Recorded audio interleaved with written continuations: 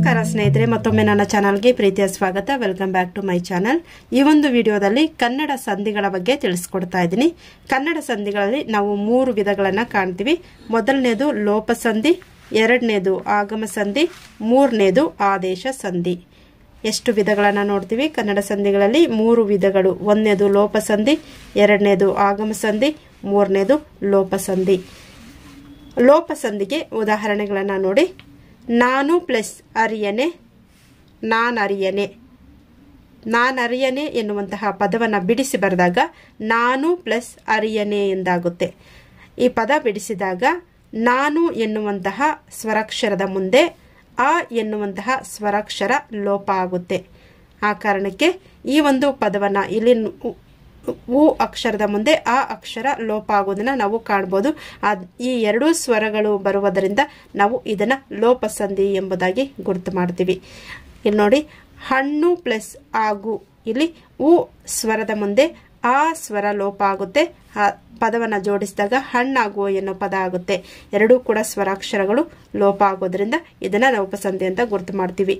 ನೆನಪು, ಉ ನೆನಪು ಇರಲಿ, ಈ ಅಕ್ಷರ ಉ ಅಕ್ಷರದ ಮುಂದೆ ಈ ಅಕ್ಷರ ಲೋಪ ಆಗೋದನ್ನ ಕಾಣ್ತೀವಿ. ಆದ್ದರಿಂದ ಇದೊಂದು ಲೋಪ ಸಂಧಿ.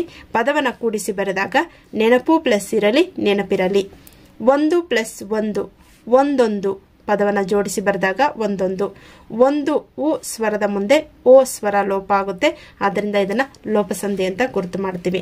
ನಂತರ ಎರಡನೇದು ಸೂತ್ರ ನೋಡೋದಾದ್ರೆ, ಸಂಧಿ ಪ್ರಕ್ರಿಯೆಯಲ್ಲಿ ಪದದ ಅರ್ಥ ಕೆಡದಂತೆ ಪೂರ್ವ ಪದದ ಕೊನೆ ಸ್ವರ ಲೋಪವಾಗಿ ಉತ್ತರ ಪದದ ಸ್ವರಾಕ್ಷರದಿಂದ ಸೇರುವುದೇ ಲೋಪ ಸಂಧಿ. ನೋಡಿ, ಪೂರ್ವ ಪದದ ಸ್ವರಾಕ್ಷರ ಹಾಗೇನೆ ಉತ್ತರ ಪದದ ಸ್ವರಾಕ್ಷರದೊಂದಿಗೆ ಲೋಪ ಆಗುವಂತಿದ್ದರೆ ಅದನ್ನ ಸ್ವರಾಕ್ಷರದಿಂದ ಸೇರಿಸಿ ಹೇಳುವಂತಹದೇ ಲೋಪ ಸಂಧಿ. ಎರಡನೇದು ಆಗಮ ಸಂಧಿ.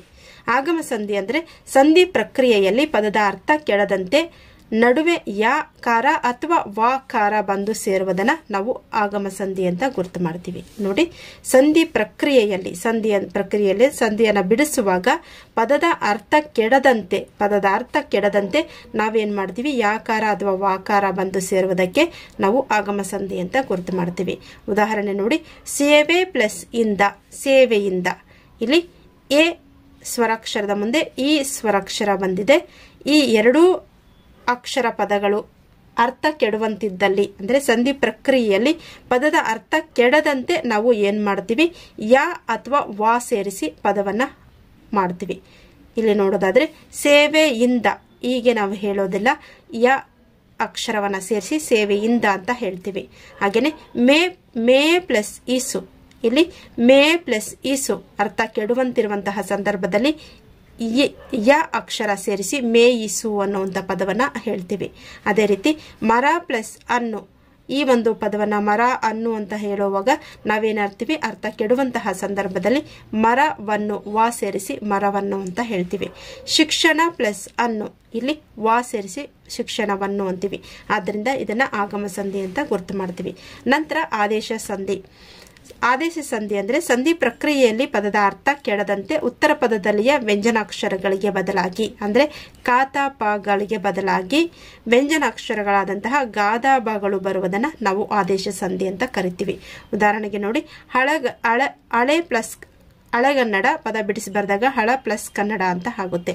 ಇಲ್ಲಿ ಗಕಾರ ಏನಾಗುತ್ತೆ? ಇಲ್ಲಿ ಕಕಾರ ಆಗುತ್ತೆ. ಹಳ ಪ್ಲಸ್ ಕನ್ನಡ ಅಂತ ಆಗುತ್ತೆ ನಾವು ಬಿಡಿಸಿ ಬರೆದಾಗ. ಇನ್ನು ನಂತರ ಹೂದೋಟ, ಈ ದ ಅಕ್ಷರ ಏನಾಗುತ್ತೆ? ತಕಾರ. ತಕಾರಕ್ಕೆ ದಕಾರ ಒಂದು ವ್ಯಂಜನಾಕ್ಷರ ಆದೇಶವಾಗಿ ಬರುತ್ತೆ.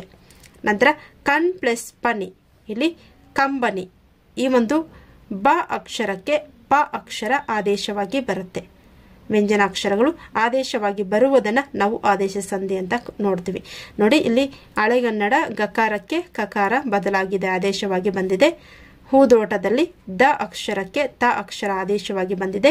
ಕಂಬನಿ ಪದದಲ್ಲಿ ಪ ಅಕ್ಷರ ಬ ಅಕ್ಷರಕ್ಕೆ ಪ ಅಕ್ಷರ ಆದೇಶವಾಗಿ ಬಂದಿದೆ. ಇಂತಹ ಪದಗಳನ್ನು ನಾವು ಆದೇಶ ಸಂಧಿ ಅಂತ ಗುರುತು ಮಾಡ್ತೀವಿ. ಇದಾಗಿದೆ ಆದೇಶ ಸಂಧಿ. ಕನ್ನಡ ಸಂಧಿಗಳಾದಂತಹ ಲೋಪ ಸಂಧಿ ಅಂದ್ರೆ ಏನು? ಉದಾಹರಣೆ. ಆಗಮ ಸಂಧಿ ಅಂದ್ರೆ ಏನು? ಉದಾಹರಣೆ. ಆದೇಶ ಸಂಧಿ ಅಂದ್ರೆ ಏನು? ಉದಾಹರಣೆ.